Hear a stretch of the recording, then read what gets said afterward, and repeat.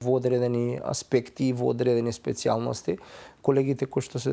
брза помош, ако не се лажам, имаат бенефициран, не е тоа баш оној класичен, меѓутоа постои одреден тип и одреден формат. Треба да има некакви бенефиции, затоа што сепак верувајте не е едноставно да се соочувате. Јас често кажам, бидејќи работам и приватна домашна посета и одам кај пациенти во домашни услови, јас не ги гледам само здравствениот сегмент на пациентите, јас се соочувам и со социоекономските услови во кои што живеат пациентите. Верувајте, имате такви траурни состојби во кои што дури јас, кој што во одредена ситуација пробувам да ги затворам своите чувства, народски објаснето,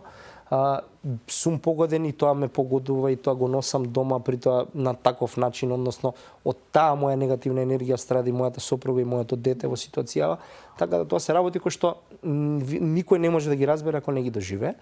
Сметам дека треба да имаме одреден тип на бенефиции, дали тоа ќе биде повеќе слободни денови, дали тоа ќе биде некаков тип на бенефициран стаж, дали тоа ќе биде соодветно финансиска надокнада, зависно од типот на работата, меѓутоа дека треба да има бенефиција, треба да има, затоа што работата со човечки судбини, со очувањето со човечките судбини и секако емпатијата која што сепак си ја носиме сами со себе е нешто кое што делува и на нас, особено на луѓето кои што работат со деца, каде што верувајте тоа што го гледате е нешто што останува за цел живот со вас.